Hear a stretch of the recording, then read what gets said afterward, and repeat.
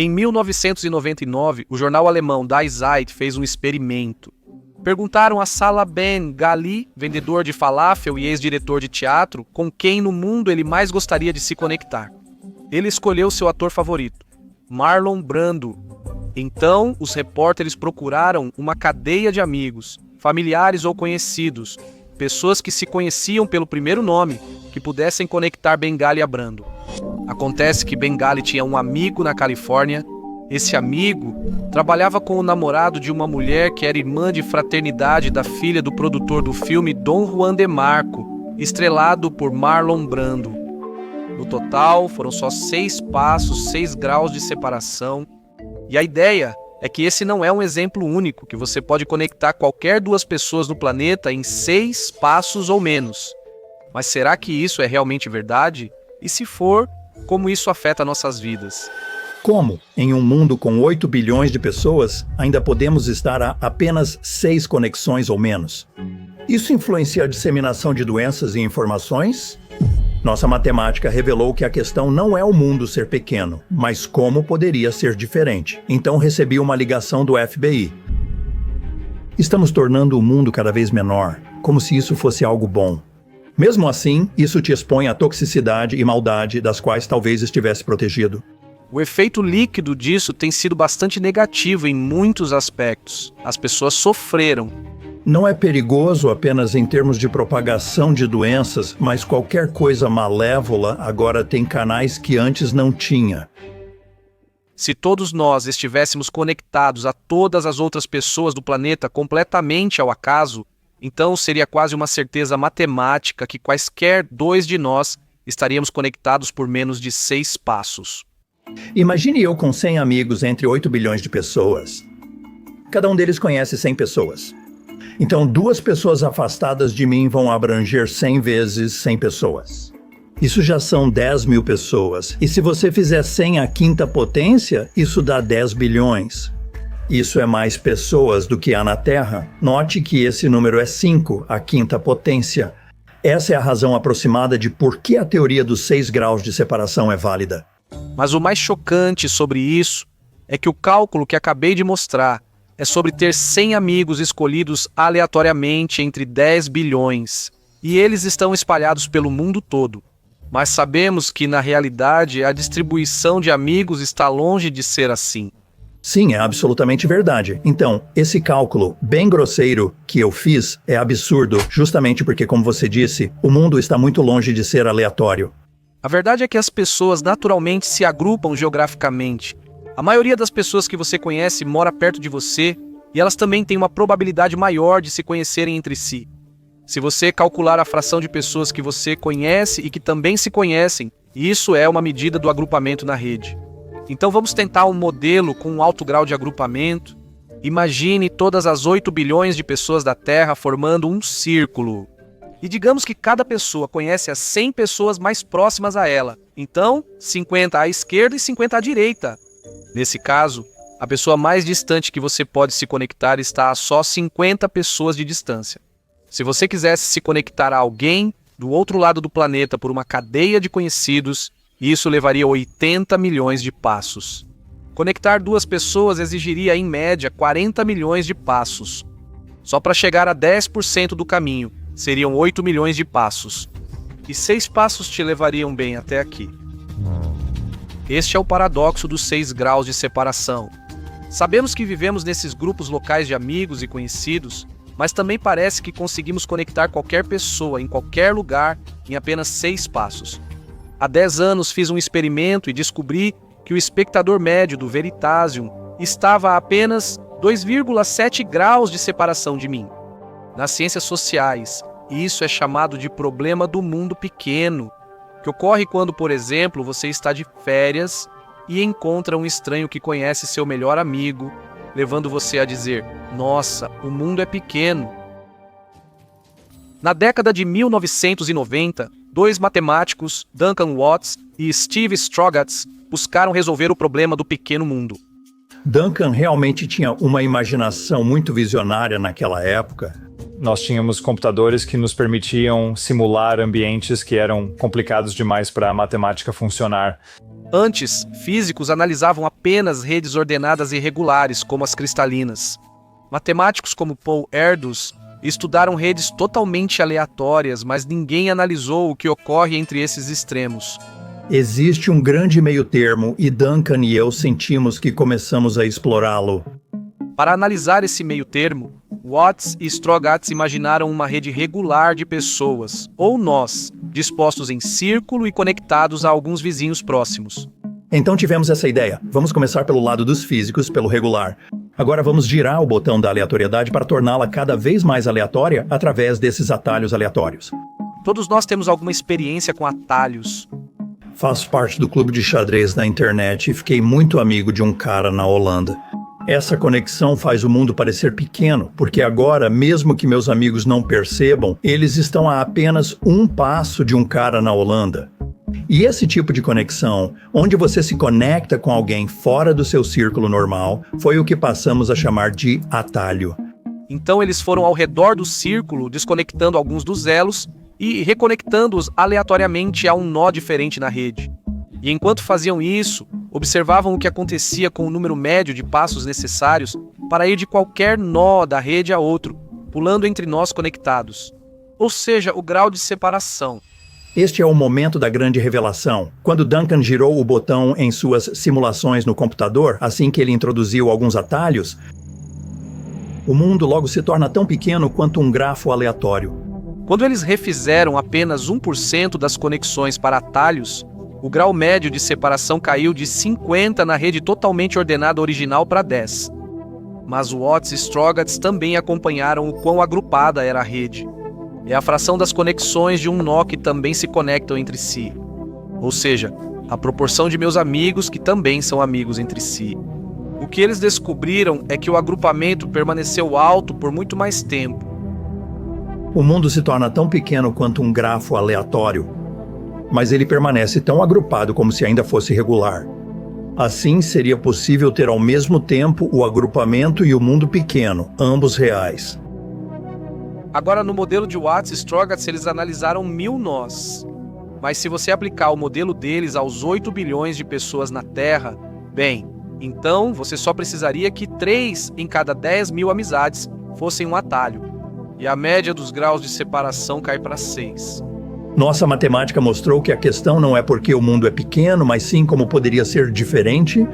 Duncan falou que era sobre descobrir um novo universo com suas propriedades e leis. Eu reconheço que ele estava certo. Eu só queria refletir um pouco sobre o que você disse sobre esses atalhos.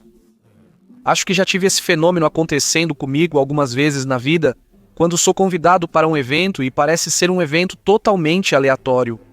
Muitas vezes eu fico pensando, eu realmente não quero ir, sabe? Nenhum dos meus amigos vai. Mas talvez, no fim, eu apenas diga, vamos arriscar. Percebo que essas situações quase sempre são reuniões produtivas. Eu fico pensando se há uma lição para as pessoas aqui, que é se elas deveriam se colocar em situações onde a probabilidade de formar esses atalhos aumentaria a sorte em suas vidas.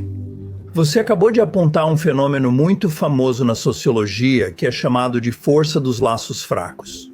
Porque você pergunta para as pessoas como elas conseguiram o emprego delas, e as pessoas diziam, sim, eu soube disso pelo Randy. E então ele perguntava, o Randy é seu amigo? E as pessoas invariavelmente respondiam, não, ele é um conhecido. Eu não o chamaria de amigo, ele é um conhecido. Esse é um laço fraco. O forte é seu melhor amigo ou círculo de amigos. Animados com sua descoberta, Watts e Strogatz queriam testar seu modelo de pequeno mundo em alguns dados do mundo real. Isso foi em 1996.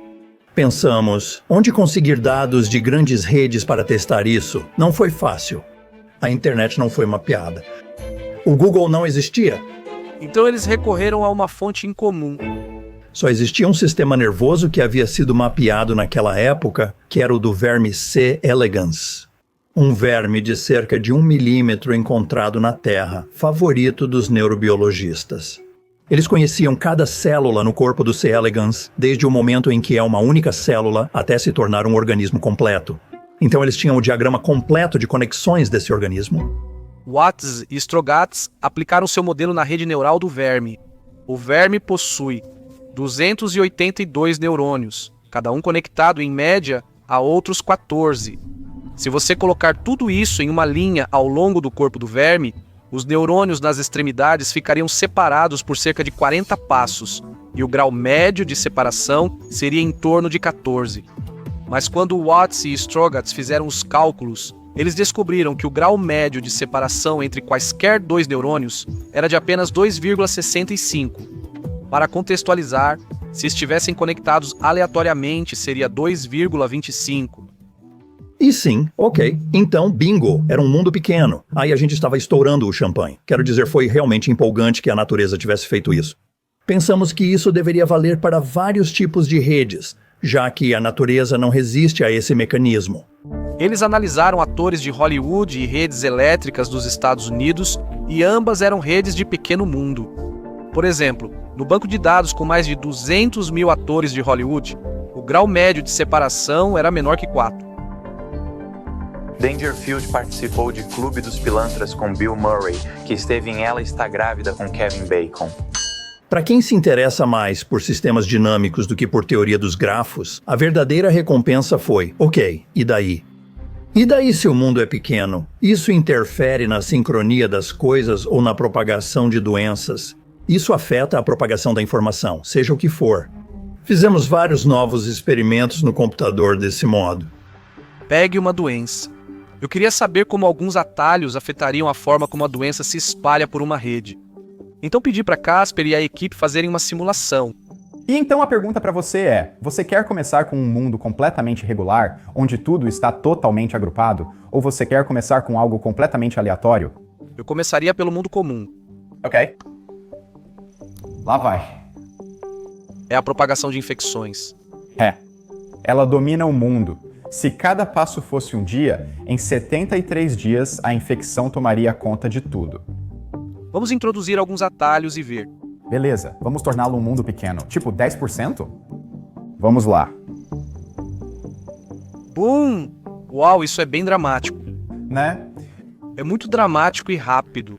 É, muito rápido. Sim, depois de 26 dias, o mundo inteiro. A curva começa exponencial e depois parece linear, mas é como se não fosse possível acelerar mais. Ok, agora vamos transformar isso em uma rede completamente aleatória. Pronto. Boom! Louco! Quantos dias agora para uma rede totalmente aleatória? 25. Basicamente idêntico. Isso é curioso, pois no caso aleatório, todos os links são aleatórios, enquanto no mundo pequeno, apenas 10% são. É como se um dos seus 10 amigos fosse um atalho, o que pode ser demais para alguns, mas acho que para você está certo. Tenho muitos atalhos. Mas o mais louco é que, nessa simulação, a gente usou só 100 nós. Se você usar esse modelo para as 8 bilhões de pessoas na Terra, precisaria de menos de 1% dos links como atalhos. Em 1998, Watts e Strogatz publicaram suas descobertas em um artigo de 3 páginas na Nature, que fez enorme sucesso. Em poucos anos, o artigo já tinha centenas de citações. Em 2014, foi o 63º artigo mais citado de todos os tempos. Hoje ele possui cerca de 58 mil citações. Isso supera o artigo de Peter Higgs sobre o bóson de Higgs, e é quase 3 vezes maior que o premiado de Watson e Crick sobre o DNA. Então, provavelmente vale a pena fazer essa distinção de que citações são uma medida de impacto. Somos citados muito mais do que Einstein, e eu acho que você sabe quem é mais importante. Não somos nós, mas as pessoas acharam que valia citar. Tivemos dezenas de milhares de citações de pessoas em áreas distantes, desde neurociência até sociologia, teoria dos grafos e ciência da computação. Até mesmo, literatura inglesa, as pessoas faziam coisas como desenhar redes entre palavras. Existe alguma ironia no fato de que este artigo sobre redes globais viraliza sozinho? Sim, eu acho que sim, talvez sim. Mas aí as coisas ficaram um pouco estranhas. Foi quando comecei a receber algumas ligações estranhas. Recebi uma ligação de alguém do FBI. Fiquei um pouco assustado. Por que o FBI está me ligando? Então eu retorno a ligação e a pessoa que atende diz: cabelo e fibra. Eu estava ligando para a rede de cabelo e fibra do FBI, o pessoal que faz, você sabe, criminologia baseada nos fios de cabelo ou fibras deixados nas roupas da vítima depois que ela foi assassinada. Teve um cara que disse: o que acontece quando a polícia tem um suspeito e diz que você tem fibras no seu suéter que combinam com o cabelo da vítima? E aí o advogado de defesa diz: bem, você sabe, talvez a vítima estivesse em um ônibus e deixou suas fibras no ônibus. E então meu cliente sentou em cima dessa transferência secundária, como eles chamam, dessas fibras. Isso não prova nada. O FBI queria saber a chance de transferências secundárias em relação às primárias realmente matarem a pessoa. E tipo, eu pensei, eu não sei, o que eu sei?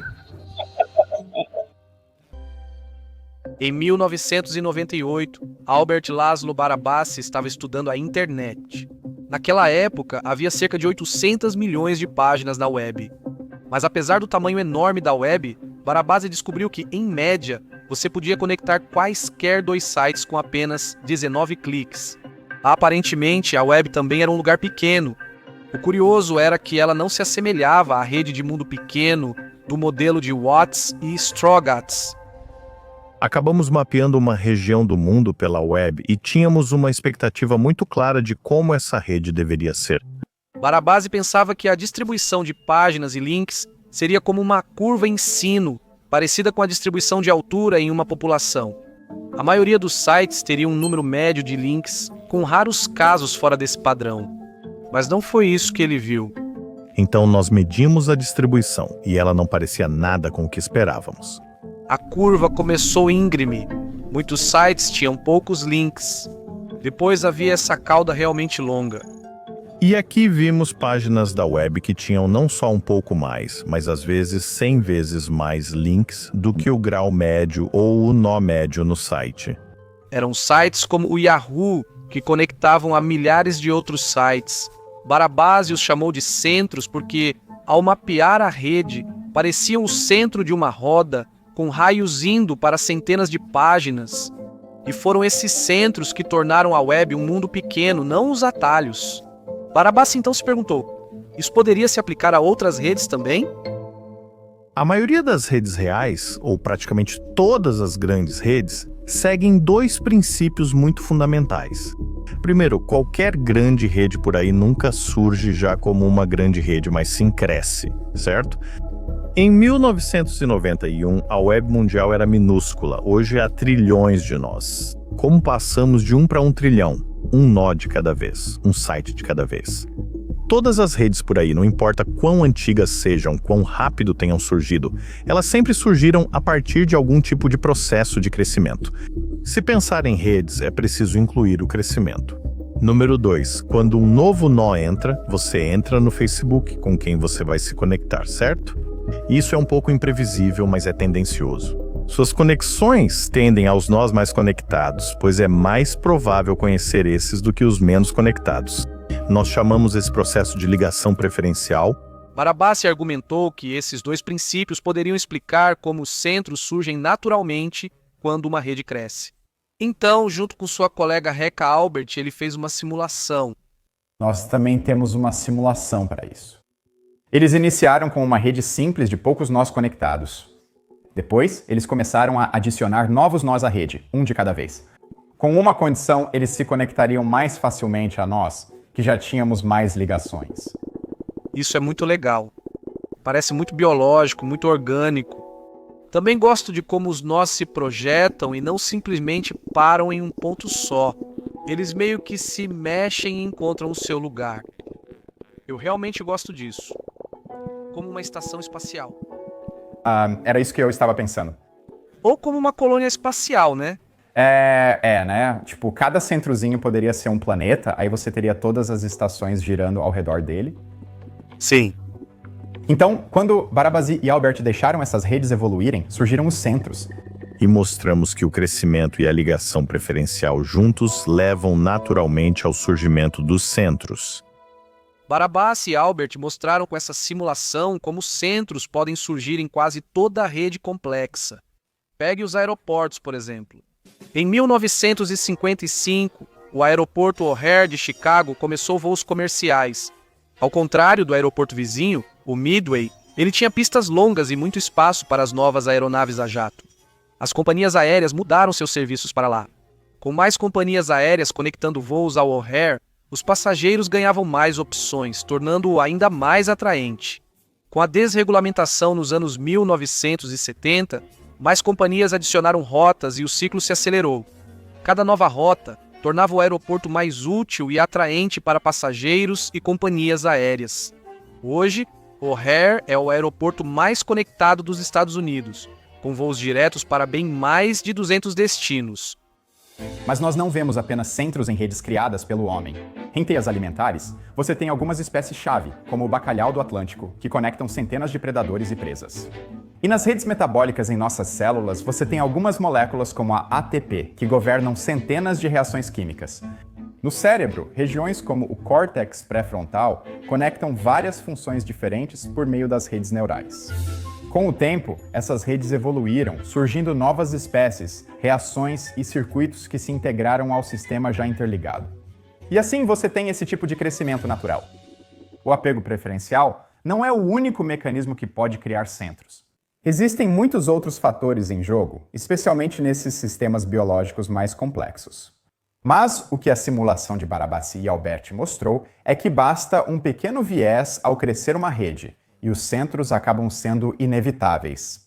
Com os centros presentes, o sistema muda fundamentalmente seu comportamento e nossa compreensão sobre ele. Centros como O'Hare permitem chegar a quase qualquer lugar do mundo com poucos voos. Mas essa conectividade também tem consequências. Em agosto de 2025, tempestades fecharam o aeroporto O'Hare em Chicago, cancelando 280 voos e desviando 80.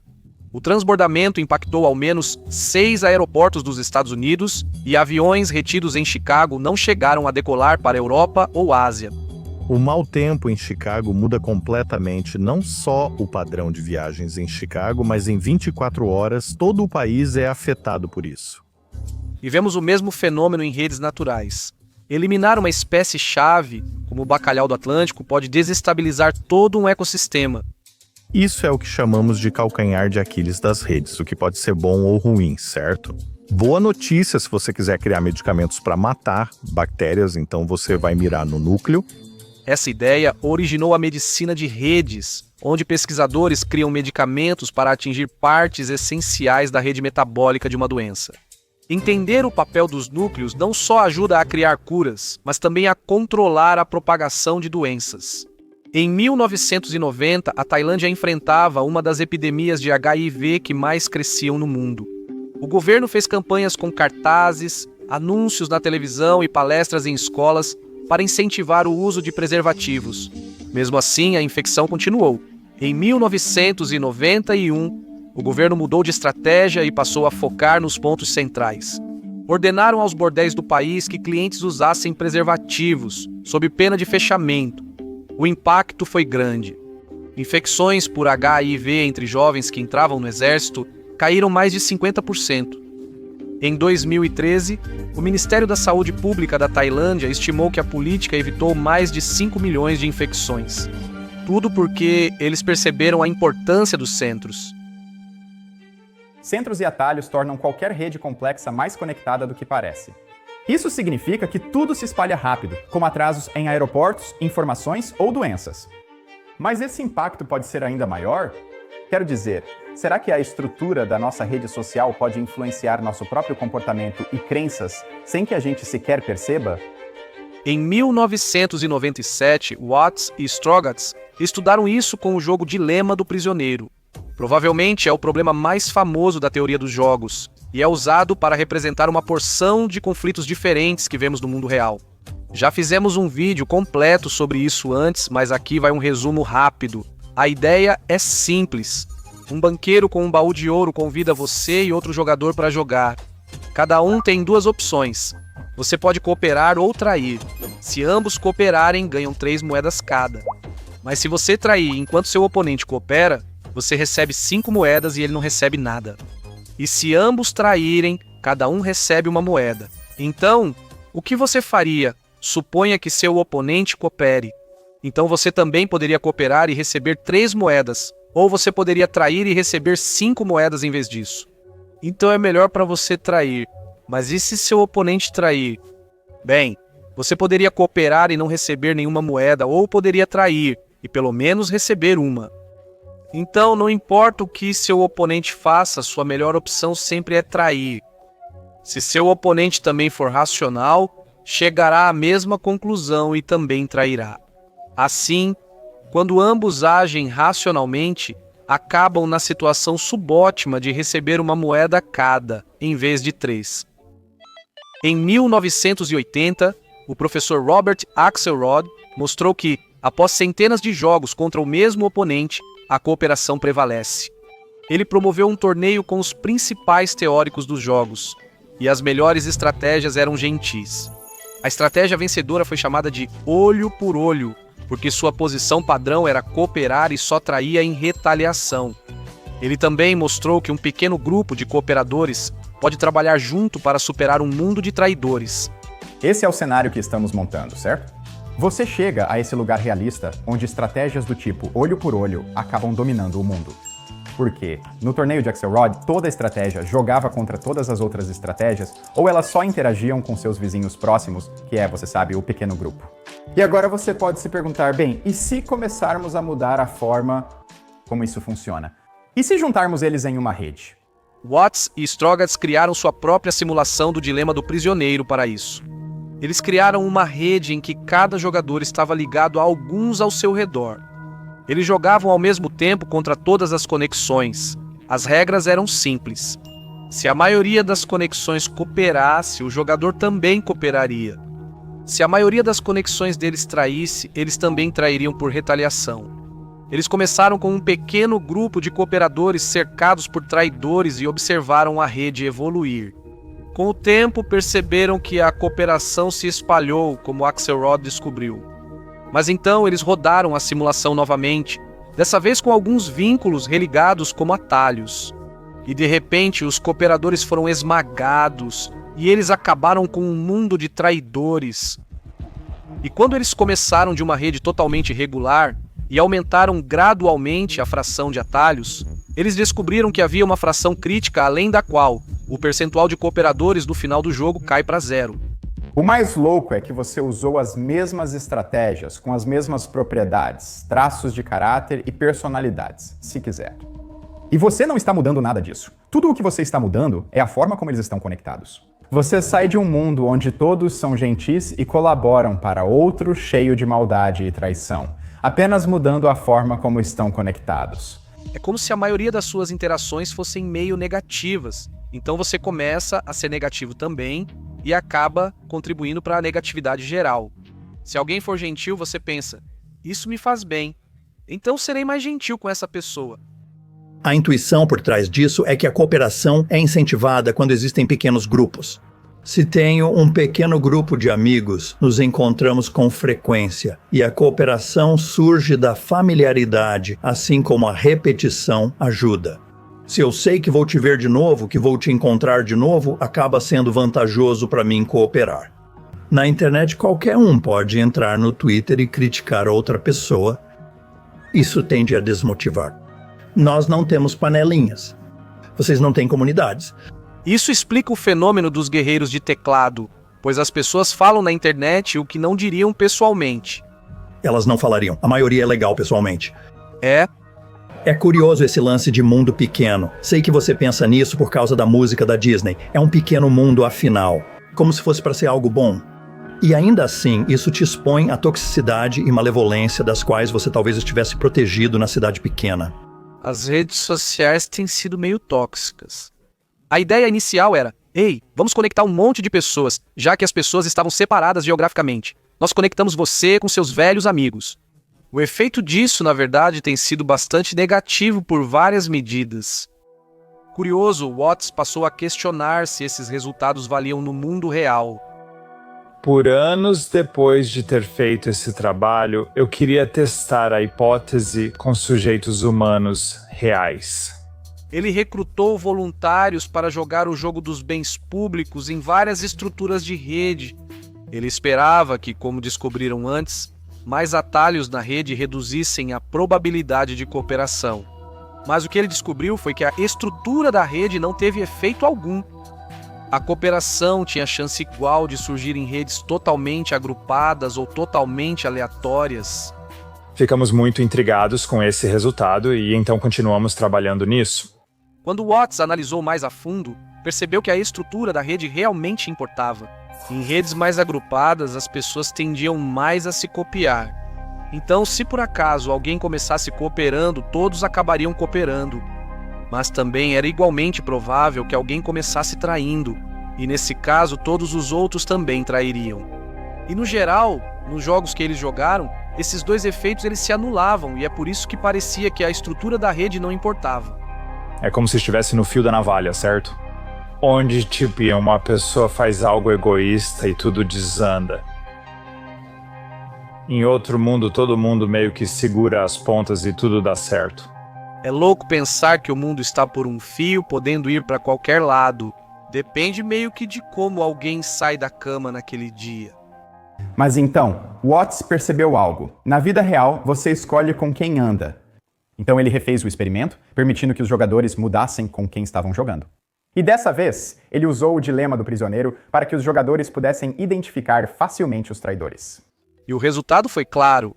Quanto mais você permitia que os jogadores escolhessem com quem estavam jogando, mais provável era que cooperassem. Você pode melhorar muito isso para si mesmo apenas agindo, sendo decisivo e proativo em relação às coisas. É o que eu tento ensinar para meus filhos também. Tipo, se alguém está te irritando, apenas ignore. Não há nada a ganhar continuando a interagir com pessoas que trazem negatividade para a sua vida. Fazer uma escolha pode ser poderoso de diferentes formas.